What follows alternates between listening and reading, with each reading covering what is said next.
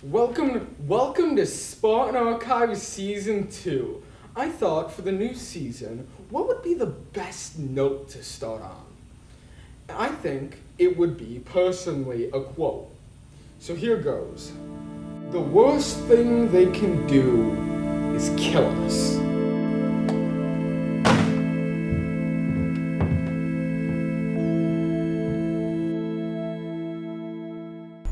Psst, you there, right there, come over here. I need to talk to you.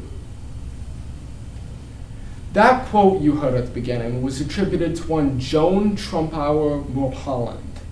She was a white woman who participated in a series of coordinated bus rides called the Freedom Rides.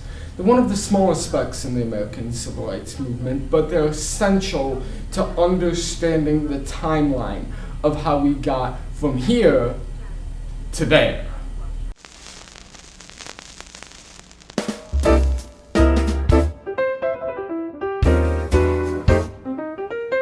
I'm here in New York City to talk about the birthplace of the Freedom Rides. It started with CORE, the Congress for Racial Equality, in the spring of 1961. They were going to take a risk.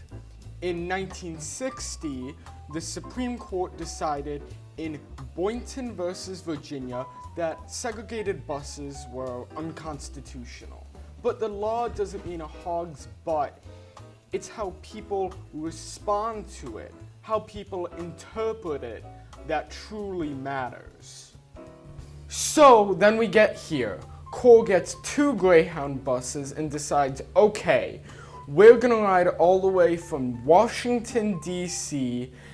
down to New Orleans. The first ride starts on May 4th, 1961. So that's how we get here, on the buses. The first hiccup comes when the Freedom Riders hit Virginia. However, these brave people persist. Arrests are merely a minor inconvenience.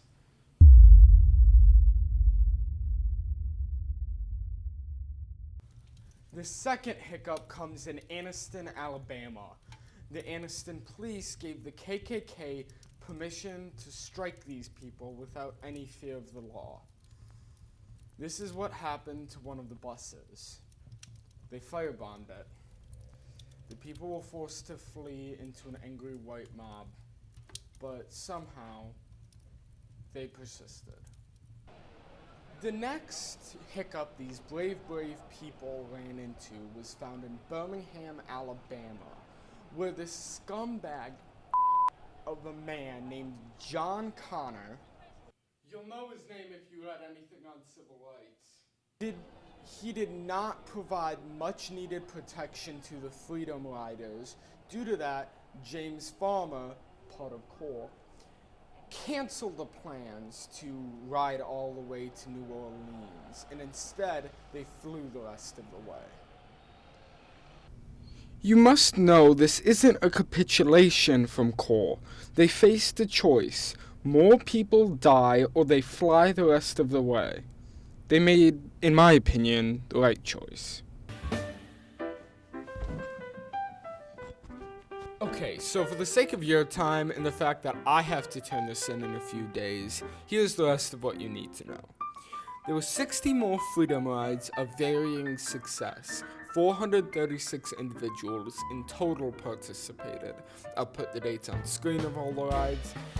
And this wasn't all for naught. Due to the violence, the government was forced to do something.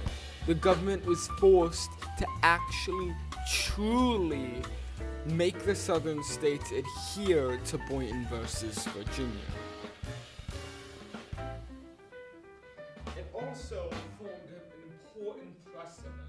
When MLK's nonviolence met government stubbornness, they could get the government to blink.